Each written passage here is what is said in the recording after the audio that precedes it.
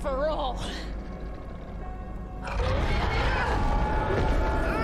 This is the most terrifying psychological horror game of 2021. Every narrative always has two sides, but the spectator rarely gets to see both of them at the same time. The Medium is an engrossing psychological horror adventure that divides your attention between a bleak, real-world scenario and a disturbing alternative spirit world, with measures undertaken and one having significant consequences in the other. It's a stylish and ingenious approach that's consistently entertaining, enabling for some brilliant puzzle design and thrilling instances of reality-hopping cat and mouse with a wonderfully unique beast. The Medium's environment requires to be explored, to be sifted for little nuances that begin to picture monsters as something resembling people. Recognizing these resemblances can be just as unsettling as confronting a real hideous creature. Being forced to confront the evils that humans can inflict on one another, and comprehend how awful acts of sexual assault, ethnic or religious prejudice, and physical violence rarely, if ever, result in a single trauma is unsettling. The consequences of such crimes can linger for years in the hearts and minds of victims, an unsettling truth that is frequently overlooked. It is here that the Medium finds the foundation for its story, one that will stay with you for a long time.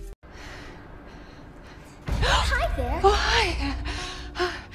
In The Medium, you play as Marianne, a powerful psychic who visits to the Niwa Resort, voiced by Kelly Burke, who does an excellent job. She goes there in quest of Thomas, a man who has left her a peculiar message instructing her to locate and assist him in exchange for the explanation she seeks about her past. Marianne discovered the ability to communicate with ghosts and assist them in their transition to the afterlife while serving in her foster father's funeral home. As a result, The Medium takes place on two planes of existence, the normal world and the spirit realm, with the latter acting as a warped mirror of the other. The spirit realm, which was inspired by Zsław Bekinski's fantastical futuristic paintings, is a nightmare hellhole with gates made of human flesh that you must painstakingly slice open with a rusted knife, and occupants that are either terrible monsters or scaring mask-wearing spirits. When Marianne navigates the spirit realm, the sleeve of her killer jacket and trouser leg fray, as though this incarnation of her is a less human person. These two perceptions of the universe, however, are not diametrically opposed. Instead, the game suggests that they exist as mirrored images of one another, with one expressing literally what the other simply implies symbolically. The Medium is able to examine the pain of its characters through puzzle solving and riddles, thanks to this unified window into both viewpoints.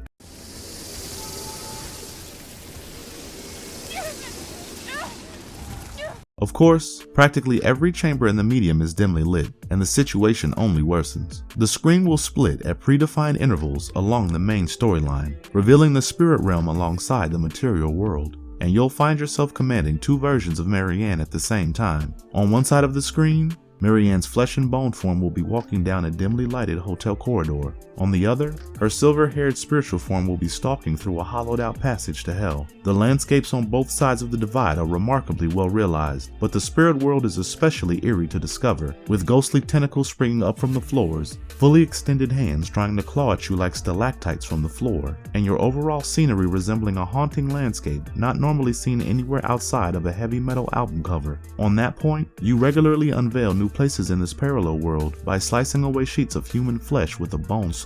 Displaying both realities at the same time serves a practical purpose as well as a stylistic one. Marianne is able to induce an out-of-body experience during these times, losing control of her earthly self for a brief amount of time in order to transport her spiritual form to parts of the mortal realm that are ordinarily unreachable. In fact, combining mortal and spiritual powers is crucial to solving the majority of the Medium's riddles, which were done while never slowing down the story, nevertheless required a significant amount of lateral thinking on each side of the divide.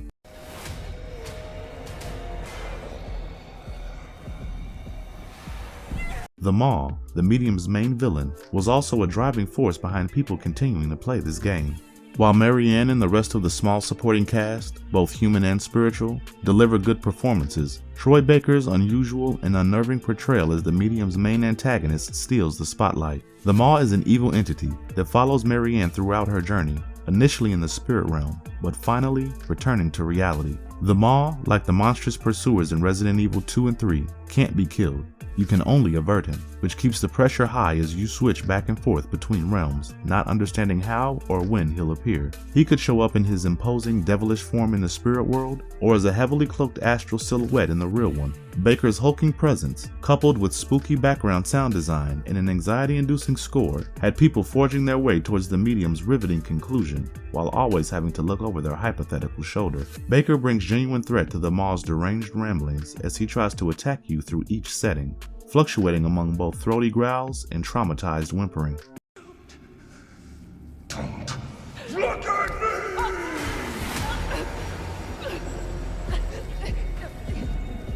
The medium explores what makes a person wicked, as well as the differences between those who are born with a cruel nature and those who are transformed into monsters by cycles of violence, though it makes no apologies for anyone. It delves into domestic abuse and even genocide in the process of untangling these ideas. But these ideas aren't brought up just for shock value. It's some of the most incisive writing seen in a video game in a long time. With overgrown post-Soviet ruins in the actual world, and a morbid yellow-tinged spirit world as its surreal reflection, it also looks fairly lovely. Intrigue, discomfort, and pure dread are all evoked by the textures, color balance, and lighting. From the ceiling to the paving stones, Niwa Resort is packed with little elements, such as crinkled vintage Polish magazines from the 1990s. The grimness of an empty classroom on the other side of the screen contrasts with walls of human flesh and ghostly moths when Marianne is separated between realms. It gives the impression that you're never truly safe. How do you know what's going on the other side when the spirit screen illusion fades away and you're simply staring at the classroom? The storylines of the medium eventually begin to entwine,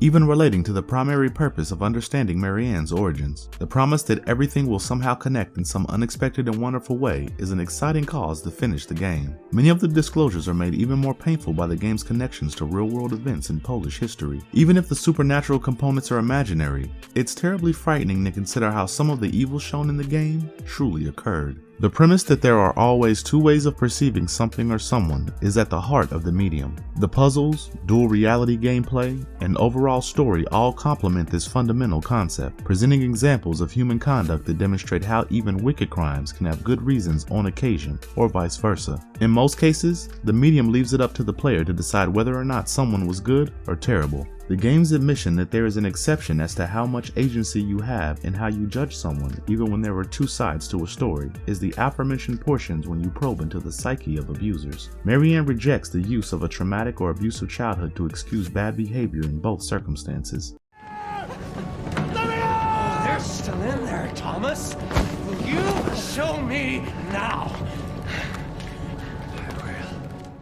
You can feel sorry for a villain because of what happened to them, but you should never forgive them for what they did. It's a key distinction, and one people are happy that the game emphasizes, using both an example of an abuser who unintentionally masked their guilt with their pain, and one who purposely did so to demonstrate that both are unacceptable. Although the latter is significantly worse, neither is unforgivable. To that end, the medium's ending lingers in your mind. It's one more chilling reminder that tragedy may not identify a person, but it can have far-reaching implications that we can't even imagine if it's not properly addressed and allowed to fester over time. The audience has generally loved the medium's ending and was very pleased with how it set up the unavoidable nature of its terrifying finish.